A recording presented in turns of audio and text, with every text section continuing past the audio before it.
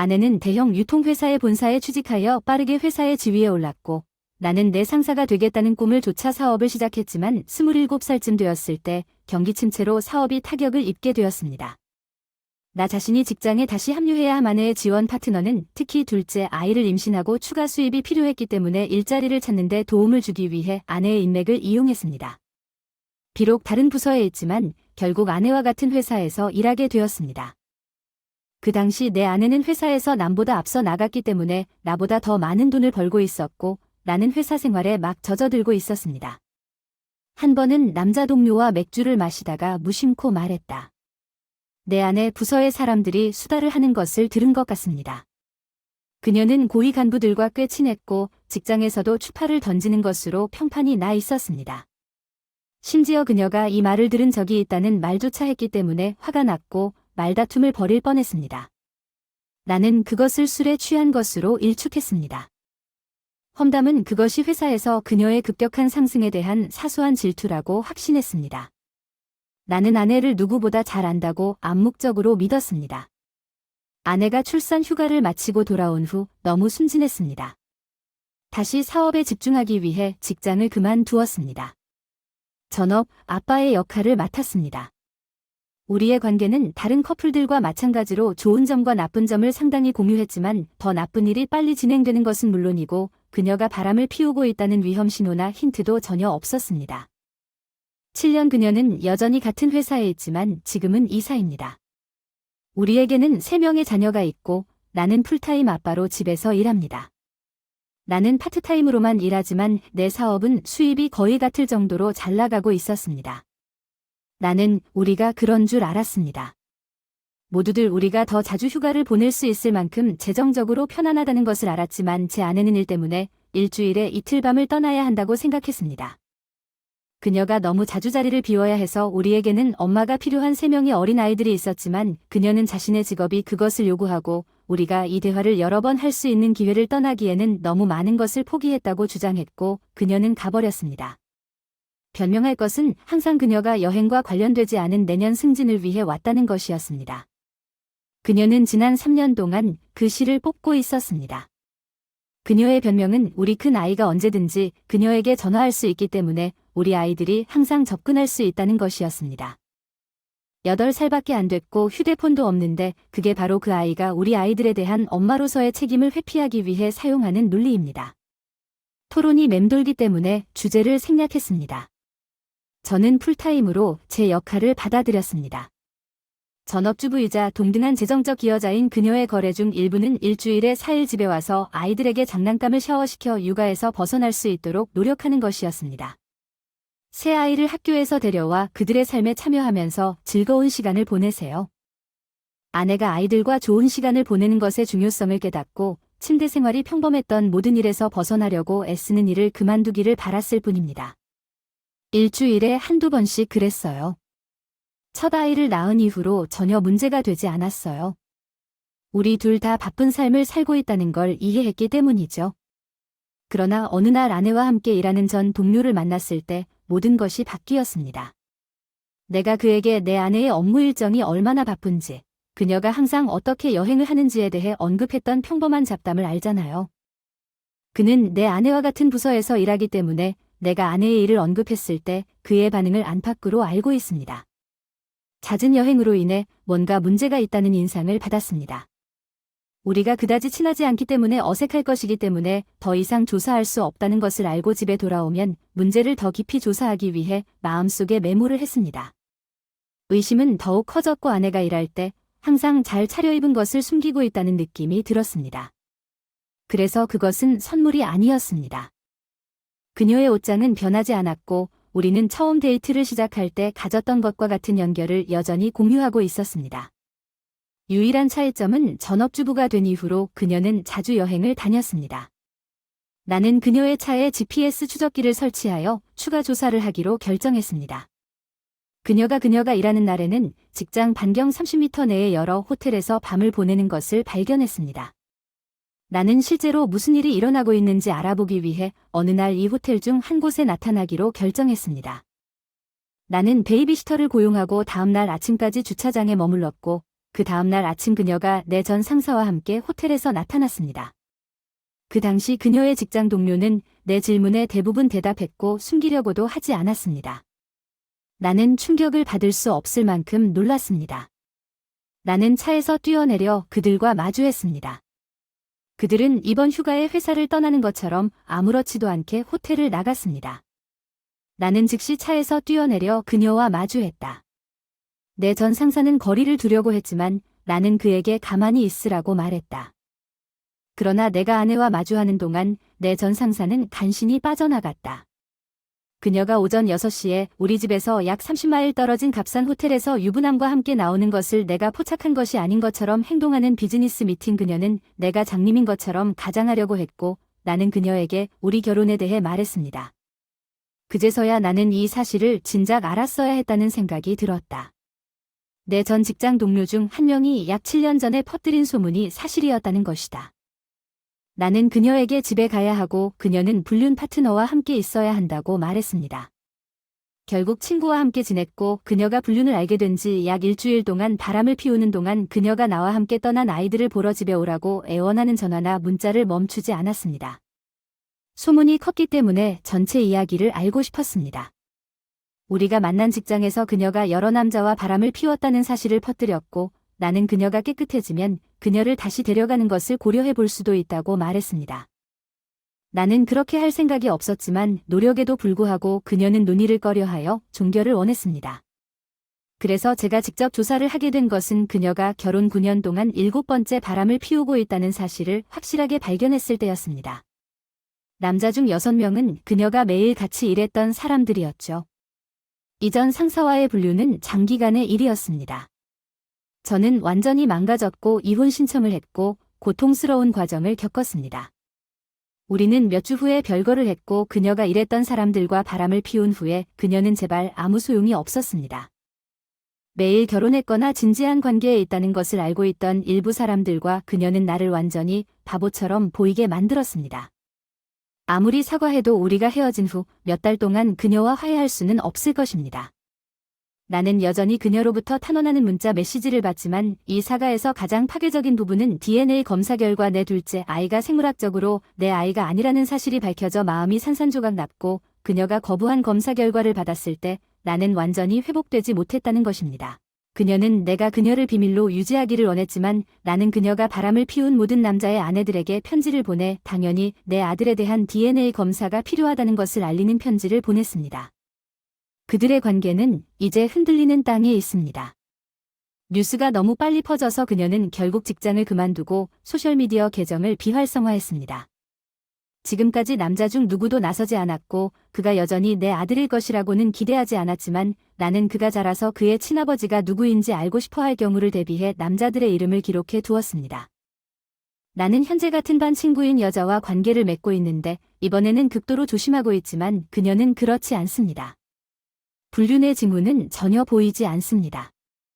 일이 꽤 잘 진행되고 있으며 진심으로 행복합니다. 세 자녀의 양육권을 모두 얻었고 전처를 피하려고 최선을 다합니다. 그녀가 저임금 직장에서 비참하게 일하고 있다는 사실을 알게 되어 기쁩니다. 분야가 다르고 우리를 아는 사람들은 그녀가 우리 결혼 생활을 어떻게 망쳤는지 알고 있습니다. 나는 아직도 하루하루 회복하는 중입니다. 전혀 예상하지 못한 사람이 되었지만 진심으로 인생을 즐기고 있습니다. 두 번째 이야기. 나는 전문적인 도움을 구한 적이 없지만 나와 함께 있었던 모든 여자는 내가 소시오패스일지도 모른다고 생각했습니다. 그것은 나 자신에게 의문을 갖게 만드는 것입니다. 나는 당시 여자친구에게 여행을 가도록 설득하려고 노력하고 있었습니다. 그녀는 그렇지 않을 것입니다. 관심이 있어서 그녀가 그 아이디어에 더 마음을 열 수 있도록 몇 달 동안 일을 했습니다. 어느 날 아침 꽃을 들고 그녀의 아파트로 가서 그녀를 놀라게 하기로 결정했습니다. 오전 6시 30분쯤이었고 그녀가 아직 자고 있을 때 아침 식사를 준비하기로 계획했습니다.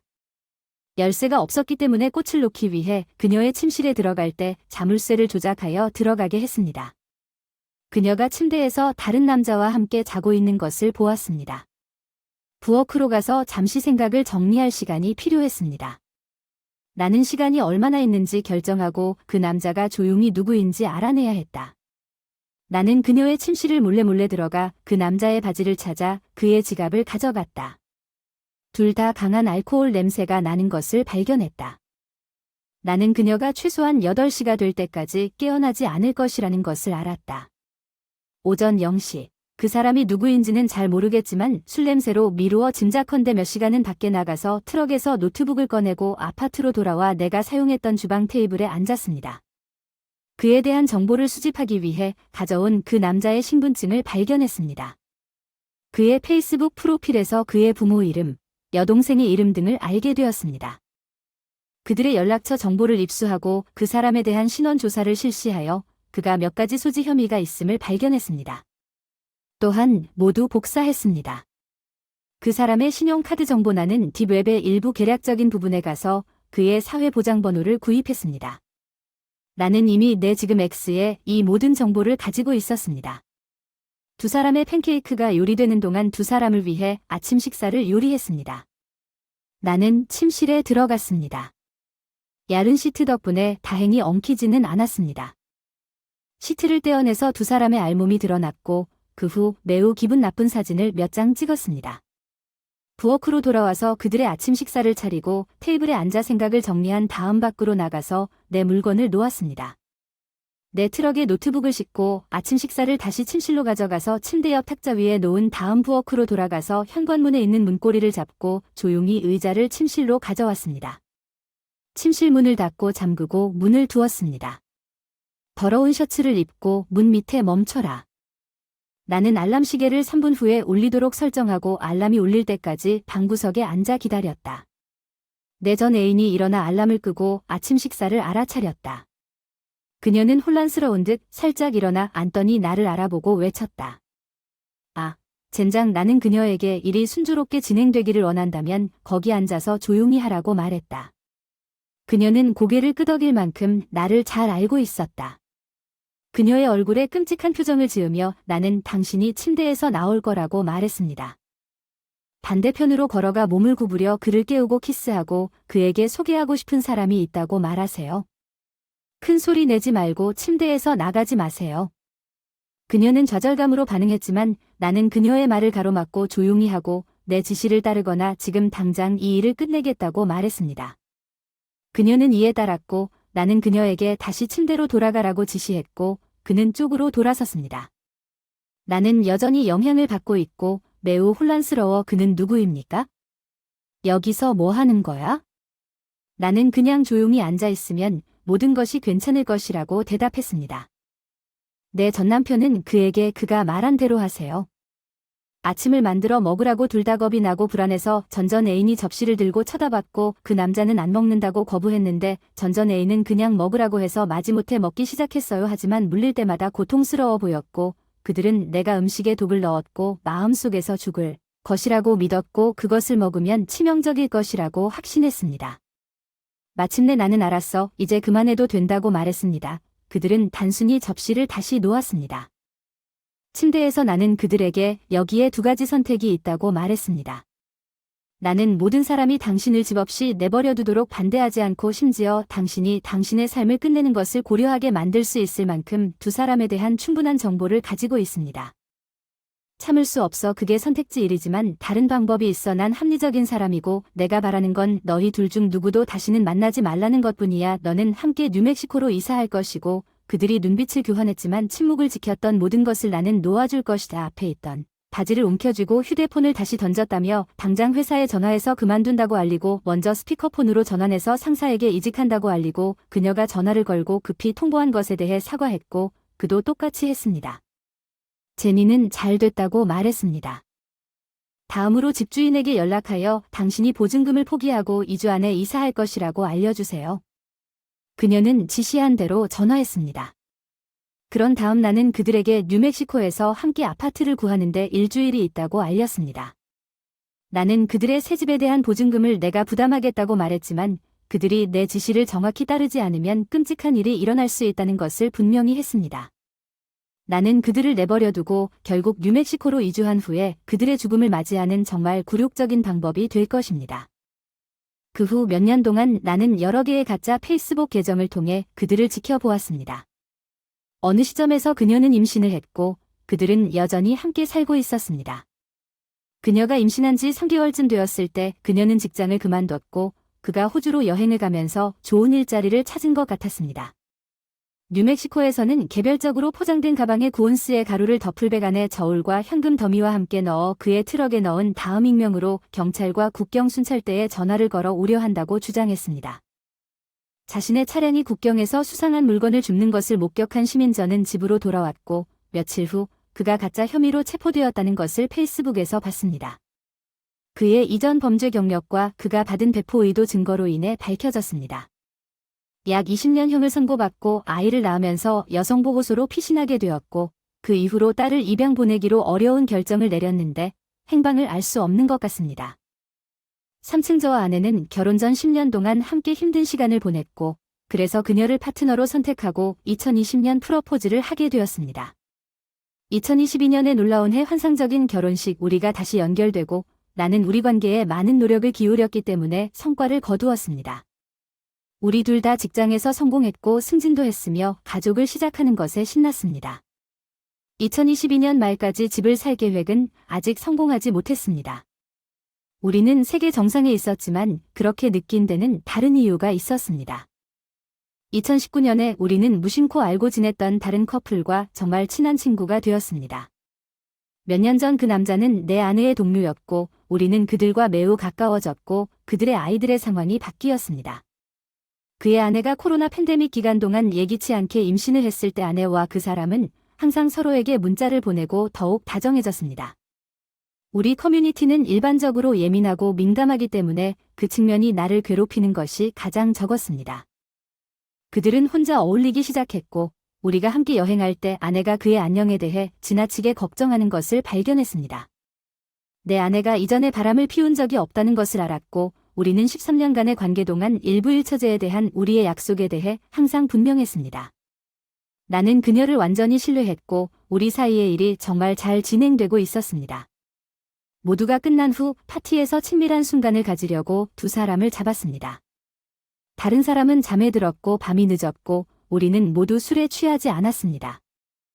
아내는 우리가 그들의 집에 머물라고 주장했기 때문에 여분의 방 침대를 떠나 그를 아래층에서 만나기로 계획했습니다. 그의 아내와 유아는 내가 그들을 발견하자마자 위층에 있었습니다. 아내를 내쫓고 72시간 동안 즉시 연락을 끊었습니다. 화가 나서 무슨 짓을 저지를지 두려웠기 때문입니다. 불륜 상대는 배신당한 배우자에게 나보다 먼저 말했고 그 주 후반에도 아내도 비슷한 반응을 보였습니다. 배신당한 다른 배우자로부터 우리가 결혼하기 전에도 이 관계가 1.5년 동안 계속되었다는 것을 알게 되었습니다. 분명히 친밀감이 전혀 없는 관계를 맺은 사례가 여러 번 있었지만 나는 그들이 모든 진실을 말하고 있지 않은 것으로 의심하고 그것이 사실이라는 것이 분명해졌습니다. 설상가상으로 친구 사이의 실수보다 그 불륜 파트너는 내 가장 가까운 친구 중 한 명이며 내가 아내와 가까운 것이 행복하다고 언급한 이후로 내가 그에게 묵시적인 동의를 했다고 주장함으로써 그는 분명히 그의 아내와의 불륜을 정당화했습니다. 그와의 우정은 정말 미친 짓이에요. 저는 완전히 황폐해졌습니다. 이제 몇 주가 지났고 많은 분들이 경험하셨던 모든 감정을 겪었습니다. 아내를 쫓아내고 몇 주 동안 술을 마시고 울며 지내왔습니다. 물건을 부수고 치료를 받으러 가는 중 아내가 진심으로 후회하는 것처럼 보이는 것에 대해 친구들의 놀라운 지원에 대해 믿을 수 없을 정도로 감사합니다. 그녀는 나를 조종하거나 속이려고 시도하지 않았고 이로 인해 발생한 손해에 대해 전적인 책임을 졌습니다. 그녀는 우리 친구들에게 솔직하게 말했고 자신이 한 일에 대해 자신을 미워하지만 그녀가 인정하지 않은 채 이 불륜이 너무 오랫동안 지속되었다는 사실과 그들을 붙잡는 트라우마를 내가 경험해야 했다는 사실은 그녀가 나중에 후회하는 진심이 무엇인지 의문을 갖게 합니다. 많은 깊은 성찰과 결정을 내리기 위한 고군분투 나는 아내에게 별거를 요청하고 가까운 미래를 위해 그녀가 이사해야 한다고 말하기로 결정했습니다. 우리가 이 상황을 극복할 방법이 보이지 않습니다. 이것이 나나 우리 관계와 아무 관련이 없다는 사실을 받아들이기가 어려웠습니다. 그녀는 자신의 개인적인 문제를 처리해야 하고 내가 이 시간 동안 그녀를 위해 옆에 있을 수는 없습니다. 아마도 미래에는 이로부터 긍정적인 일이 나타날 수 있을 것입니다. 이제 우리 관계는 완전히 산산조각났습니다. 나는 더 이상 그녀를 내 파트너로 보지 않습니다. 우리가 불과 3주 전에 아이를 가질 계획이었다는 점을 고려하면 미친 짓입니다. 몇 주가 지났고 제 고집센 아내가 머물던 상황이 더욱 악화되었습니다. 지난 1월 6주 동안 친구나 가족과 마지막 대화에서 나는 그녀에게 이사해야 한다고 분명히 말했지만 나는 그녀의 물건을 여분의 방에 보관하겠다고 제안했습니다. 그녀는 그것을 포장했지만 거기에 남겨두었습니다. 그 이후로 물류 문제에 관해 몇 차례 문자를 주고받았고 약 한 달 전에는 예의를 지켰습니다. 별거 계획을 요청하는 이메일을 보냈습니다. 금융계좌, 애완동물 가구 결정, 집을 누가 가져갈지 결정하는 등 내 의견을 표현했습니다. 우호적인 과정을 원하고 앞으로 나아가고 싶었습니다. 3주 전에 제 고집센 아내가 제 이메일에 답장을 해서 사랑의 표현을 쏟아부었어요. 며칠 동안 생각을 하다가 문자를 보냈어요.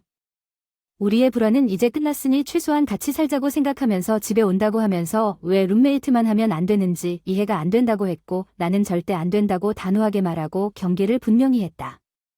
중재자와 치료 세션을 예약했는데 변장하여 축복이 되었습니다. 제 고집센 아내는 우리의 관계가 불륜보다 더 강하다고 주장하면서 화해하고 싶다는 소망을 표명했습니다. 나는 그녀에게 내가 이혼을 원하며 우리 관계는 회복할 수 없는 상태라는 점을 분명히 밝혔고 중재자는 물류적 관점에서 내 결정을 지지했습니다. 나는 현재 우리가 임대하고 있는 집을 감당할 수 없습니다. 어쨌든 그래서 나는 그녀에게 그것을 제안했습니다. 나는 그녀에게 적극적으로 새로운 곳을 찾고 있으며 4월에 이사할 것이라고 말했습니다. 나는 더 이상 우리 집에 있다는 극심한 불안을 감당할 수 없어서 친구 집에 머물고 있습니다. 이사하기 좋은 곳을 찾았고 우리가 교대로 애완동물을 돌보고 소지품을 관리하고 있다고 생각합니다. 집주인에게 내가 떠난다는 사실을 알리고 임대 청구서가 필요하다고 그녀에게 알렸을 때 그녀는 내가 노력한다고 비난하며 겁에 질렸습니다. 그녀를 퇴거시키려는 것은 말도 안 되는 일입니다. 왜냐하면 그녀는 위기의 시간 동안 내가 그녀를 버리고 이번 주 내 치료 세션에서 그녀를 처벌하기 위해 이 모든 일을 하고 있다고 주장하면서 지난주에 나에게 전화한 장소를 쉽게 감당할 수 있기 때문입니다. 그녀가 없는 동안 집에 물건을 버리는 것에 대한 분노와 좌절 그녀가 이해하지 못하는 것은 내가 그녀의 불륜 파트너와 배신당한 배우자의 선물과 아기 계획책을 버렸다는 것입니다. 이 모든 일이 일어나기 전에 아이를 갖는다는 것은 감정적으로 믿기지 않습니다. 우리는 어느 정도 진전을 이루었을지 모르지만 치료사와 같은 제3자가 그녀의 망상적 사고를 지적하고 그녀에게 책임을 묻는 것이 도움이 되었지만 그녀는 분명히 히스테리 상태에 있습니다. 그리고 내가 몇 주 전에 요청했던 것처럼 재정 계획을 수립하고 우리의 이별을 우아하고 위험 있게 순조롭게 헤쳐나가기 위해서는 그녀의 협조가 필요합니다. 하지만 젠장 그녀는 모든 것을 잃었습니다. 그녀가 저에게 겪은 일에 대해 더 이상 공감할 수 없게 되었습니다. 불륜이 밝혀진 후에 일어났습니다. 그녀는 그것을 그녀에게 가해진 일련의 불의로 간주합니다. 이러한 치료 세션은 현재 내 정서적 안녕에 중요한 우리 토론의 구조를 제공하는 데 도움이 되지만 그녀가 해석하는 것은 분명합니다. 그녀에도 불구하고 모든 것이 그녀를 향한 것처럼요. 저는 2주 후에 이사를 갈 예정인데 빨리 여기서 나가고 싶어요. 더 좋고 덜 비용이 적게 드는 금융을 달성하기 위해 인내심을 갖고 노력하고 있습니다. 결과는 좋지만 긍정적인 면에서 또 다른 임대 계약에 서명하면 그녀가 그것을 완전히 잃을까 봐 걱정됩니다. 이 모든 상황으로 인해 이혼을 진행하기 전에 화해에 대한 희망이 마침내 사라졌습니다. 여기에 재정 계약을 협상하는 동안 몇 가지 핵심 사항이 있습니다. 그녀는 나에게 그녀의 난자 냉동 비용과 향후 입양 비용을 지불하게 하려고 했고 그녀의 부모님의 결혼 선물 비용도 상환해 주려고 했습니다. 그녀는 내가 모르는 사이에 정신건강에 대한 지원이 필요한 시기에 자신을 노숙자로 만들고 그녀를 버렸다고 비난했습니다. 이혼 후까지 건드리지 않기로 합의했음에도 불구하고 우리의 공동 은행 계좌 그녀는 계획 치료 중재 세션에서 이 사실을 공개했고 돈은 치료에 도움이 되지 않을 것이라고 무시하면서 나중에 전화를 걸어 그녀를 나르시시스트로 분류하여 나에게 조언했습니다. 가능한 한 빨리 거리를 두세요. 그녀는 내가 비밀을 유지하려고 노력했음에도 불구하고 내 새 주소를 발견하고 우리 집에 나타났습니다. 그녀는 자산 분할의 일환으로 내 애완동물을 나에게 돌려주는 것을 거부했고 나에게 처방약을 요구했고 나에게 제공하기를 원했습니다. 그녀는 그녀를 차단한 후 집착 때문에 사용하는 약으로 스푸핑된 전화번호를 사용하여 나에게 전화하고 괴롭히기 시작했습니다.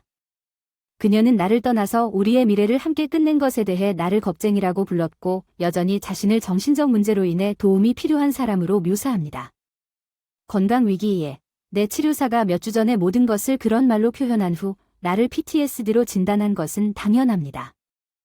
나는 모든 플랫폼에서 내 전 애인을 잠그는 것을 차단했고 커뮤니티는 그녀를 완전히 차단했지만 그녀는 여전히 나에게 정기적으로 이메일을 보내 나를 설득하려고 합니다. 아마도 그녀의 평판과 우정을 구하기 위해 치료로 돌아갈 것입니다. 그녀는 부정행위가 얼마나 큰 문제가 아닌지에 대한 블로그 게시물을 보내고 우리 애완동물에 대한 사소한 업데이트를 제공합니다. 불행하게도 그녀는 애완동물이 실제로 내 것임에도 불구하고 나에게 애완동물에 대한 완전한 양육권을 제공하는 것을 거부합니다. 픽업 및 하차와 같은 공동 책임과의 연락 유지 죄책감을 느끼는 것과 전 애인과의 접촉을 피함으로써 내 자신의 안녕을 우선시하는 딜레마에 직면하는 것은 가슴 아픈 일이었습니다. 이제 나에 대해 이야기합시다. 2.5개월 전에 이사했습니다. 새로운 삶에 만족하고 외로움에서 벗어나는 방법을 찾는 날이 몇 주가 지나고 평화와 자유의 느낌으로 재구성하려고 노력하지만 여전히 압도적이고 우울한 순간이 있습니다. 고통 속에서 나는 공허함을 느끼고 무감각해지고 내 삶의 목적에 대해 의문을 갖게 됩니다. 환상적인 치료사가 있지만 지지적인 친구 그룹이 있고 취미를 갖고 건강한 자기 관리 루틴이 있습니다. 상대방이 배신한 고통을 얼마나 완화할 수 있는지에는 한계가 있습니다. 배우자와 저는 정말 친합니다. 우리는 오래전에 좋은 친구였습니다. 그녀는 믿을 수 없을 만큼 훌륭하고 빛나는 힘의 본보기 역할을 하고 있습니다. 그녀는 여러 가지 방법으로 내 인생에서 빛의 등대가 되었지만 여전히 어려운 날이 많이 있습니다. 또한 이혼 신청을 했습니다. 우리가 12년 넘게 함께한 첫 번째 결혼 기념일은 몇 주 전이었고 불륜을 처음 알았을 때 느꼈던 고통과 황폐함에 대한 강렬한 기억을 불러일으켰습니다. 나는 화가 나고 우울하고 압도당했습니다. 내가 그토록 열심히 노력하고 자랑스러워했던 삶과 파트너십을 잃는 불공평함으로 인해 그녀는 내가 그녀의 행동에 동의하지 않는다는 것을 알면서도 나와 결혼하기로 결정했다는 사실이 마음이 아팠습니다. 나는 길을 잃었습니다. 나는 제공할 것이 많고 내 인생에는 여전히 잠재력이 있음을 인식합니다. 나는 혼자서도 완벽하게 괜찮을 수 있지만 그것은 내가 선택한 길이 아니었던 날이 많았습니다. 나는 여전히 고통과 마음의 고통으로 어려움을 겪고 있습니다.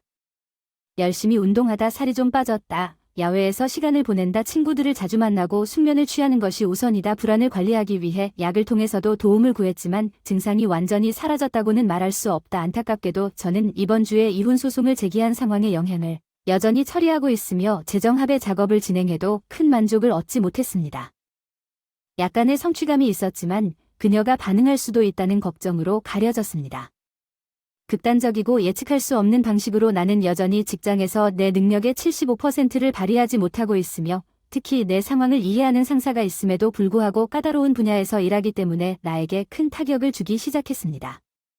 현재 순간에 너무 멀리 생각하지 않고 고통을 구분하여 일시적으로 내 자신의 트라우마를 제쳐두고 그 너머를 볼 수 있는 때가 있습니다. 그러나 솔직히 말해서 지금 습관에서 앞으로 나아가고 있는지 잘 모르겠습니다. 내 삶과 경력에 대한 추진력이나 진정한 욕망 감정적으로 나는 그림자가 내 비전에 스며들어 이 모든 일이 일어나기 전에 내가 삶에 대해 가졌던 열정을 약화시키는 것처럼 감정적으로 지쳐 있음을 느낍니다. 이 사람이 나르시시스트라는 것이 분명합니다. 전문가들이 확인했습니다. 그리고 나는 그녀와 화해하고 싶지 않습니다. 완전히 무관심하다고 말할 수는 없지만 그것은 강렬한 혐오감에 가깝습니다. 언젠가는 진정한 무관심의 지점에 도달하기를 바랍니다.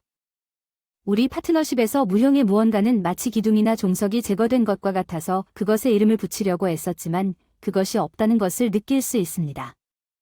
아마도 그것은 내가 깊이 사랑했던 사람에게서 나온 나 자신과 나의 길에 대한 믿음이었을 것입니다. 단순히 혼자 있는 것 이상입니다. 나는 여전히 이러한 감정적 상처의 영향을 탐구하고 있습니다. 다른 사람들의 성공 사례를 읽고 내 인생의 여러 측면에서 운이 좋다는 것을 알지만 오늘날 그들이 있는 곳에 있을 수 있었으면 좋겠습니다. 회복은 길고 지저분하고 구불구불한 길입니다.